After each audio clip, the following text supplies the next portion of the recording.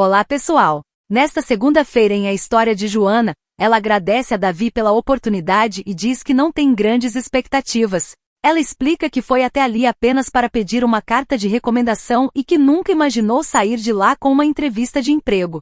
Davi então começa a explicar um pouco sobre o trabalho e comenta que caso ela seja contratada, trabalhará diretamente com ele. De forma descontraída, ele diz que muitas pessoas afirmam que ele é melhor como amigo do que como chefe. Joana responde que se conseguir a vaga, não espera ser tratada como amiga. Pelo contrário, deseja ser vista e tratada como uma profissional. Davi concorda com a postura dela, mas lembra que ainda é cedo para criar expectativas. Ele explica que o processo de seleção ainda precisa passar por todas as etapas internas da empresa. Joana afirma que não espera necessariamente conseguir um emprego, mas que apenas ter a oportunidade de participar da entrevista já significa muito para ela. Enquanto isso, Eriqueta está aos beijos no elevador com Felipe. Quando a porta se abre, o tio de Gabriel fica chocado e a amiga está surpresa. Eriqueta dá bom dia e sai, enquanto Felipe pergunta onde pode encontrar Daniela Rojas. A amiga informam que Daniela está no corredor à direita. Ele agradece pela informação e elogia a gentileza das pessoas.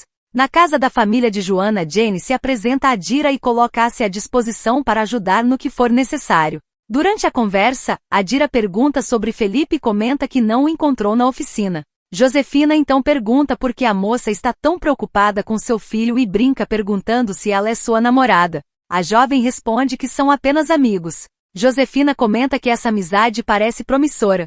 Em seguida, Jenny oferece alguns doces feitos por sua mãe para que a moça os divulgue no salão de beleza. A Dira agradece e a convida para visitar seu salão, enquanto Jenny diz que pretende passar por lá para fazer alguns tratamentos. A conversa continua de forma descontraída até que Josefina lembra que o orçamento da casa está bastante apertado. A Dira responde que ela não precisa se preocupar, pois não cobrará pelos serviços. Mais tarde, Carlos entra no escritório de Eriqueta visivelmente incomodado. Ele diz que não consegue acreditar no que viu e menciona que a viu beijando um homem no elevador. Carlos explica que tinha ido procurá-la quando presenciou a cena. Carlos demonstra curiosidade e pergunta quem ele é. Eriqueta responde que não tem obrigação de lhe dar explicações. Carlos insiste e diz que está apenas estranhando a situação. Ele recorda que quando os dois estavam juntos, Daniela não permitia sequer que ele segurasse sua mão em público porque considerava sua privacidade no trabalho muito importante. Sem querer continuar a discussão, Eriqueta afirma que está com muito trabalho para fazer e pede que Carlos saia de seu escritório. Diante da resposta, ele aceita o pedido, pede desculpas e vai embora visivelmente incomodado. Enquanto isso, Paula conversa com a mãe e escuta que o tranquilizante deveria ajudá-la a se acalmar. Ela admite que ficou mais tranquila, mas diz que não se sente melhor. Paula explica que acreditava que todo o problema da barriga de aluguel tinha terminado quando Rosa perdeu o bebê, já que as amostras de Gabriel no laboratório também haviam acabado. No entanto, ela descobre que existe outra mulher que foi inseminada por engano. Paula afirma que parece que tudo acontece contra ela. Sua mãe pede que ela se controle e não perca a calma. Em seguida, diz que Gabriel vai ter esse filho e que ela precisa aceitar a situação.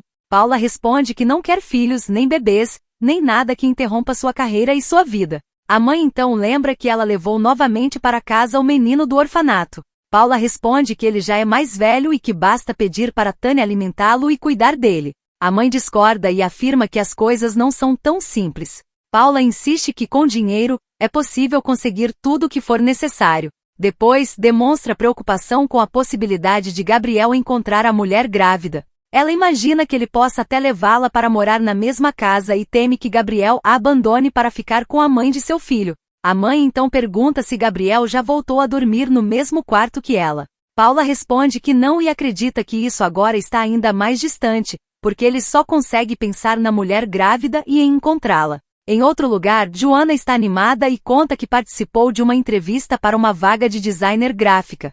Sua amiga lembra que ela sempre teve talento para essa área. Em seguida, Felipe comenta que Jenny talvez não aprove a decisão, já que queria que ela se concentrasse apenas na universidade. Joana responde que a situação financeira da família mudou depois que sua mãe perdeu o emprego e que elas precisam de dinheiro. Ela também afirma que a decisão é dela. Mesmo assim, reconhece que ainda existem várias etapas e processos de seleção antes de qualquer contratação. Depois da conversa, elas se despedem. A amiga deseja sorte para Joana e diz que espera que tudo dê certo.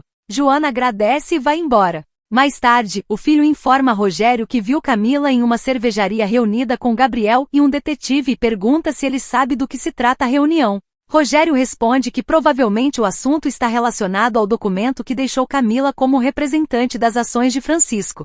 Em seguida, diz acreditar que Gabriel poderá oferecer um trabalho para Camila na empresa e conclui que essa possibilidade é justamente o que mais interessa a eles no momento. No escritório, Gabriel está prestes a abrir o documento com a foto desenhada de Joana. Quando Camila chega e comenta que o detetive Castilho foi falar com ela sobre as investigações relacionadas ao celular de Francisco, Gabriel responde que também conversou com o detetive. Camila diz que ele mencionou alguns telefones que Francisco mantinha em segredo, mas admite que não entendeu muito bem o assunto. Gabriel explica que esses números pertenciam a pessoas com quem Francisco não queria que ninguém soubesse que ele se comunicava. Segundo ele, eram pessoas que Francisco pretendia desmascarar. Camila também comenta que Castilho está sabendo dos documentos e das ações da empresa que Francisco deixou em seu nome. Ela explica que contou isso ao detetive, mas sente que ele usou a informação contra ela, como se tivesse alguma responsabilidade pelo desaparecimento de Francisco. Gabriel responde que Castilho considera todos suspeitos e que a pessoa sobre quem ele mais tem dúvidas é o próprio Gabriel. Camila diz que isso lhe parece completamente absurdo. Gabriel agradece o apoio e afirma que Francisco estava muito atormentado antes de desaparecer. Ele comenta que gostaria de voltar no tempo para dar mais atenção aos problemas do amigo, em vez de se preocupar tanto com a cervejaria. Camila concorda que havia algo estranho acontecendo. Ela acredita que Francisco tinha algum motivo importante para deixar suas ações da empresa registradas em seu nome. Gabriel sugere que talvez ele quisesse que ela permanecesse próxima deles e da cervejaria. Camila concorda e diz que Francisco sabia que Gabriel era um homem capaz de protegê-la. Gabriel então afirma que pretende fazer exatamente isso. Por esse motivo, oferece a Camila um emprego na cervejaria Rubio. Surpresa, ela pergunta se ele está falando sério. Gabriel confirma e pergunta o que ela acha da proposta. Camila agradece e diz que aquele trabalho vai ajudá-la muito. Gabriel responde que ela não precisa agradecê-lo. Em seguida, informa que conversará com Inês para organizar uma reunião com Carlos e apresentar Camila oficialmente como a nova chefe de relações públicas da empresa. Depois que Gabriel se afasta sozinha, Camila começa a imaginar seu futuro dentro da empresa. Primeiro, pensa que talvez um dia possa se tornar presidente da companhia. Logo depois, imagina algo diferente e considera a possibilidade de se tornar a mulher do presidente.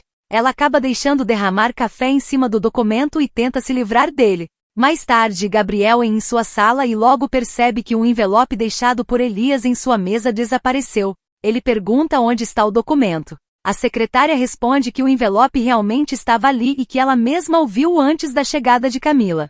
Preocupado, Gabriel afirma que precisa encontrar aquele envelope imediatamente. Mais tarde, Felipe chega animado e é questionado sobre o motivo de sua felicidade. Ele evita entrar em detalhes. Durante a conversa, Jenny e Josefina chegam e estranham eles terem chegado juntos. Joana explica que apenas o encontrou no ponto de ônibus. Em seguida, o assunto muda para Felipe, já que Adira foi até a oficina e não o encontrou. Elas ficam sabendo que ele saiu para entregar um carro. Na cervejaria, Gabriel reúne a equipe e informa que decidiu recuperar o departamento que havia sido integrado à área de marketing e promoção. Ele explica que a mudança acontece por causa da oportunidade que será dada a Camila, esposa de Francisco. Gabriel apresenta Camila aos funcionários e anuncia que ela será a nova responsável pelas relações públicas da cervejaria Rubio. Em seguida, pede que todos a recebam bem e a apoiem em suas novas funções. Em outro lugar, Joana conversa sozinha com o bebê que espera enquanto toma vitaminas. Jenny decide procurar trabalho.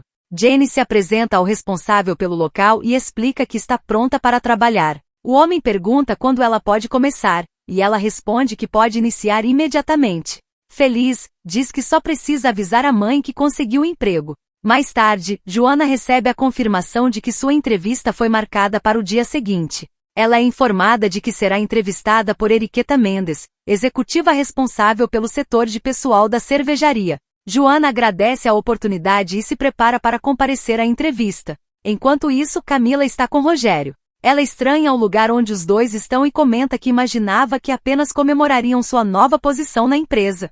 Rogério responde que aquela era exatamente a comemoração que sempre sonhou viver ao lado dela. Em seguida, ele agradece por ela estar ali. Camila o interrompe e lembra que Paula é sua melhor amiga, praticamente uma irmã. Rogério então recorda que quando Camila se casou com Francisco, pensou que ele era um homem muito sortudo. Agora acredita que a sorte mudou de direção e afirma que não pretende deixá-la escapar.